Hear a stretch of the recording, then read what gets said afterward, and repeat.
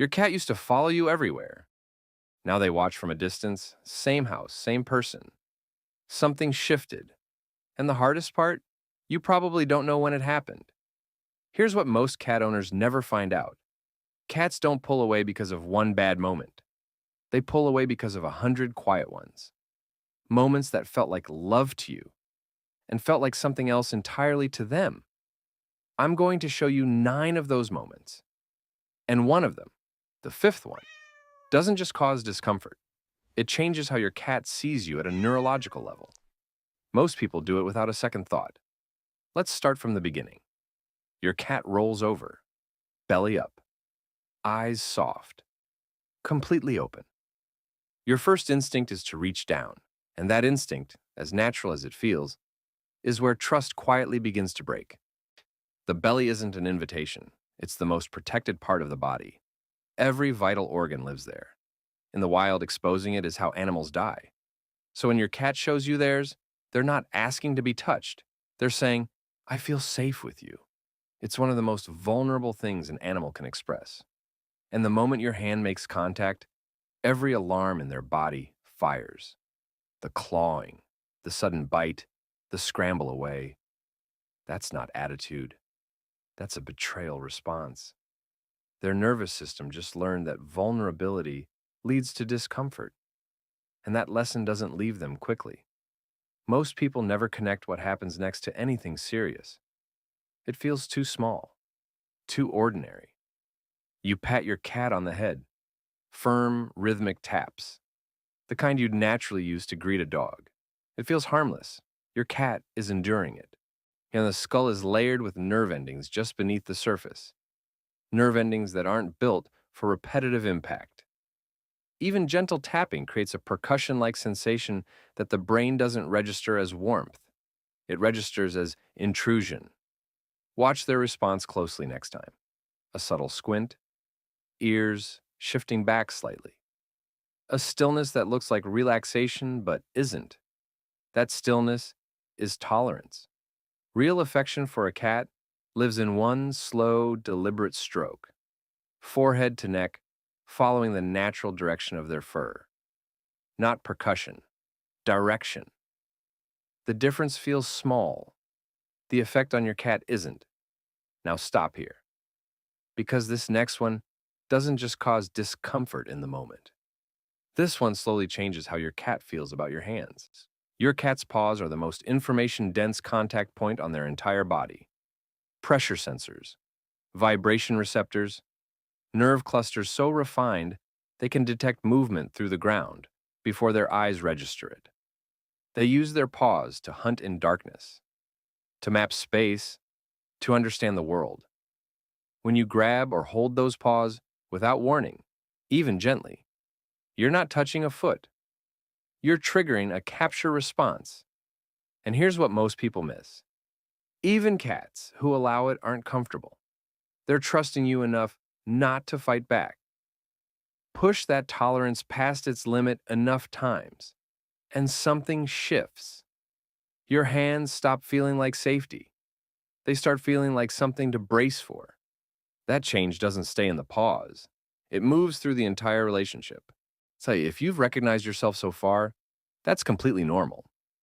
Most cat owners have done all of this without ever realizing it. The fact that you're watching means you're already different from most. Stay with me, because what comes next is where things get deeper. Your cat is curled up perfectly, warm, peaceful, and you reach over just to feel close for a moment. What happens inside their brain has nothing to do with your intention.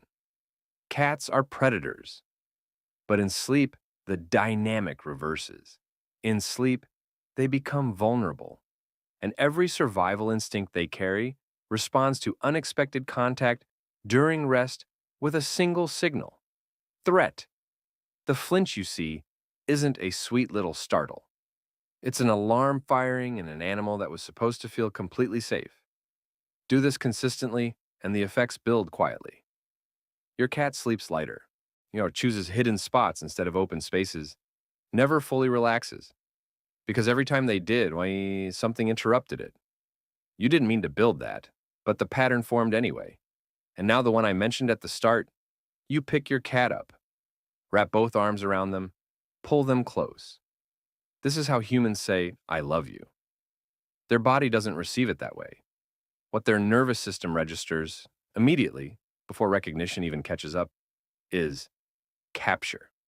In the animal world, being held with no escape means something has caught you. The cortisol spike is automatic. The heart rate climbs. Every muscle orients toward escape. When escape is impossible, that panic doesn't disappear. It turns inward.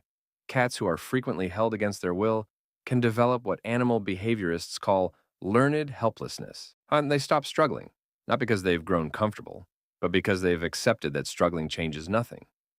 That still limp cat in your arms? That's not contentment. That's resignation. Here's one that confuses almost everyone, because the reaction seems completely unpredictable. You're stroking your cat's back. They seem to love it. Eyes half closed. Leaning into your hand, you reach the base of the tail and scratch there. And then, without warning, they spin and bite you. Here's what actually happened. That region carries one of the densest nerve concentrations on a cat's entire body. What starts as pleasure doesn't build gradually, it surges. And for many cats, that surge crosses a threshold almost instantly and flips directly into something the brain can no longer distinguish from pain. And it's called petting-induced overstimulation. It's documented. And it was never random. The twitching tail, the rippling skin, the building stillness just before it happened. The signals were always there. Now you'll recognize them. Your cat's whiskers look like fur. They're not. Each one is rooted 3 times deeper than regular hair, connected to a nerve cluster that feeds real-time information directly to the brain. Air pressure, spatial distance, the exact width of a gap before they move through it. Movement in complete darkness. Your cat doesn't just use their whiskers to navigate, they experience the world through them. When you press, bend, or brush across them, even casually, you're sending a disorienting signal through a precision instrument mid-use. For some cats, it's closer to direct nerve pressure than touch. Done repeatedly, your cat starts to associate your hands near their face with confusion and disruption, not closeness. When your cat lowers their head to eat, their awareness of everything behind them goes dark. Every predator in the wild understands that moment. And regardless of how many generations have passed, your cat's nervous system still does too. When you touch your cat mid-meal, even a gentle stroke across the back, you trigger a survival alert that domestication hasn't fully erased. They tense. Some eat faster, almost desperately. Others walk away from a full bowl entirely because the anxiety made the food feel unsafe. Over time, that becomes a pattern you can't easily reverse. Guarded eating, tension when you approach, behavior that looks like aggression but started as fear, one interruption at a time. And then there's the small one, the one that seems almost too minor to mention. You boop their nose. It's become a habit, something you do without thinking. Your cat's nose contains nearly 200 million scent receptors. Through it, they build a live, constantly updating picture of everything around them. Who was here, what changed, what's safe, what isn't. Every sudden press on that nose disrupts that picture mid-frame, like someone briefly covering your eyes in the middle of a conversation. Done often enough, cats begin flinching before your hand even arrives. What felt like a small, affectionate habit quietly taught them something you never intended to say. Here's something that reframes all of this. The problem was never that you touched your cat. The problem is that you touched them before reading them. Take cold hands. Oh, it sounds almost too small to matter, but your cat's skin runs warmer than a resting human hand, especially in cooler months. When cold hands make sudden contact, the body reacts before recognition takes place. Not, that's my person. First, unexpected contact. The fix takes 2 seconds. Warm your hands before you reach for your cat. That small, deliberate act tells their nervous system something it can actually believe. These hands were prepared for me. But warmth is just the surface. The real shift is this. Your cat has never been silent. They communicate constantly through the angle of their ears, the position of their tail, the size of their pupils, the tension or softness in their body, the way their breathing changes the moment you enter the room.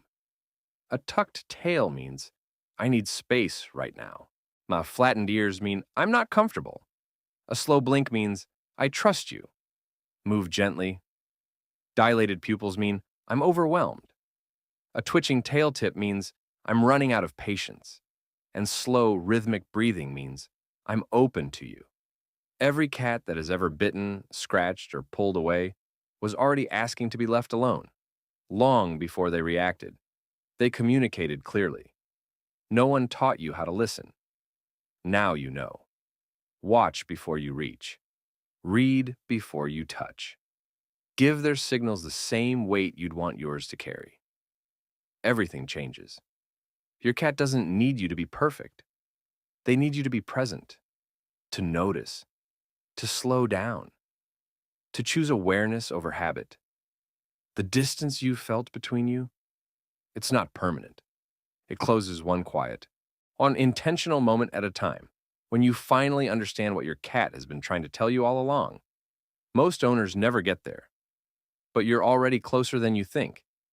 If this changed how you see your cat, even slightly, subscribe. There's a whole language your cat speaks every single day, and most people will never learn it. You're just getting started.